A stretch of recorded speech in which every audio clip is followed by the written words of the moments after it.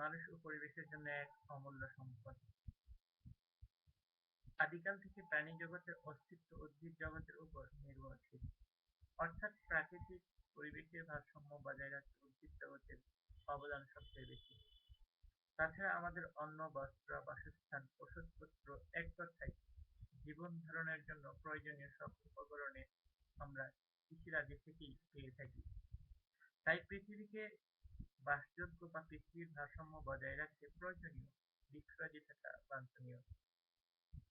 কলকারখানা, যানবাহন, ইটভাটা প্রভৃতি থেকে নিঃসরিত বিষাক্ত গ্যাসীয় পদার্থ ও তরল বর্জ্যের কারণে বায়ুমণ্ডলের উষ্ণতা বৃদ্ধি ও প্রতিনিয়ত পরিবেশ দূষিত হচ্ছে। ফলে মেরু অঞ্চলের বরফ গলে সমুদ্রের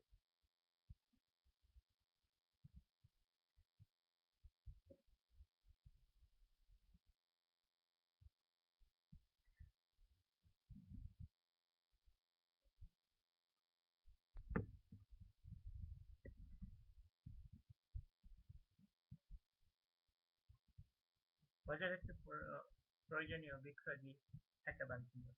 কলকারখানা, যানবাহন, ইটভাটা প্রভৃতি থেকে নিঃসরিত বিষাক্ত গ্যাসীয় পদার্থ ও তরল বর্জ্যের কারণে বায়ুমণ্ডলের উষ্ণতা বৃদ্ধি ও প্রতিনিয়ত পরিবেশ দূষিত হচ্ছে। ফলে মেরু অঞ্চলের বরফ গলে সমুদ্রের পানির উচ্চতা দিন দিন বৃদ্ধি পাচ্ছে। বৈজ্ঞানিক তথ্যের ভিড় ও প্রতিক্রিয়ায় বাংলাদেশে ব্যাপক ক্ষতির আশঙ্কা দেখা দিয়েছে। এ মহা বিপর্যয় রোধ করতে বিশ্বব্যাপী বৃক্ষরোপণ কার্যক্রম যেমন জোরদার করতে হবে, তেমনি শিল্প বর্জ্য নিঃসরণ সীমিতকরণ কার্যক্রম কার্যকারীভাবে বাস্তবায়ন করতে হবে। বিশ্ব খাদ্য নিরাপত্তা নিশ্চিতকরণ এ বিষয়টি নিয়ে বিশ্বের বিবেককে অবশ্যই গুরুত্ব দিয়ে ভাবতে হবে। প্রিয় পাঠক ও চাষী ভাইরা, প্রতি বছরের মতো এবছর কৃষি মন্ত্রণালয়ের উদ্যোগে ৪৮ গ্রামের উদ্যোগে ফল বৃক্ষরোপণ পক্ষ ও ৩ দিনব্যাপী জাতীয় ফল প্রদর্শনী আয়োজন করা হয়েছে।